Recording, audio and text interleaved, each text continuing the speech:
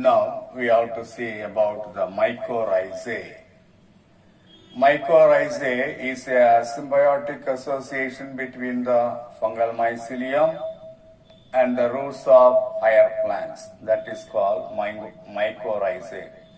In some of the higher plants, the root system is found associated with fungal mycelium, that is called mycorrhizae. The root is called mycorrhizal root. In the mycorrhizal root, there is a symbiotic relationship between the fungal mycelium and the root of higher plants. The fungal mycelium will absorb water and minerals from the soil and give it to the plants.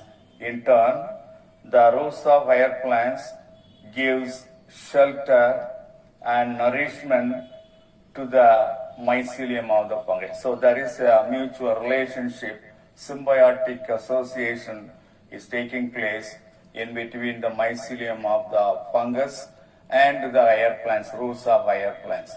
In this symbiotic association, fungal mycelium absorbs nutrient from the root of the host plant. In turn, the mycorrhizal fungi helps the host plant to absorb water and mineral nutrients from the soil. So that is the mycorrhizae. Types of mycorrhizae. There are 3 types of mycorrhizae classified. That is also given in the page number 37, figure 1.26. There are 3 types of, generally the mycorrhizae is classified into 3 types.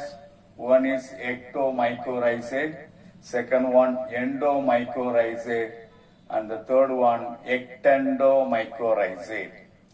First type, ectomycorrhizae.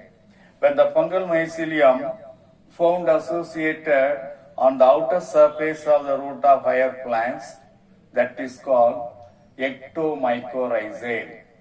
There is a dense sheath of fungal mycelium can be seen just around the root of higher plants, that is called mantle. Mantle is the outer covering of the root of higher plant. That outer covering is formed by the fungal mycelium. That covering made up of fungal mycelium is called mantle. Some mycelium may penetrate the intercellular space of the epidermis and cortex that forms a Hartig net. For example, Pisolithus tinctorius. That is the example for ectomycorrhizae. Come to endomycorrhizae. When the fungal mycelium found growing inside the roots of higher plants, outside the root, ectomycorrhizae. Inside the root, endomycorrhizae. It is also called VAM fungi, vascular, arbuscular, mycorrhizal fungi. The endomycorrhizae also classified into 3 types. First one, arbuscular mycorrhizae, that we say it is the VAM, vascular, arbuscular, mycorrhizal fungi. Example, Gigaspora. B, or the second type, ericoid mycorrhizae. Example, Idiodendron. The third one, Archid mycorrhizae. Example, Rhizoctonia. So these are all the 3 types of endomycorrhizae classified. Come to the ectendomycorrhizae. When the fungal mycelium found growing outside as well as inside of the roots of higher plants, that is called ectendomycorrhizae. It forms both mantle and also penetrates the cortical cells. Say for example, in the case of Pinus, Pinus is a gymnospermic plant. The roots of Pinus is found associated with ectendomycorrhizae. Now we'll pass on to the importance of mycorrhizae. What are the importance of mycorrhizae?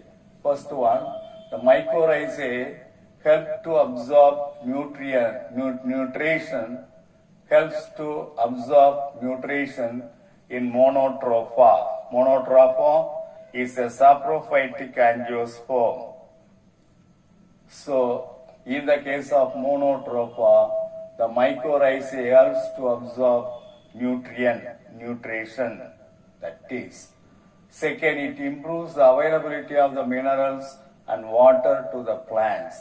Third one, it provides drought resistance to the plants. During the drought condition, this will help the plants to withstand the drought condition by providing nutrient, by providing water, etc.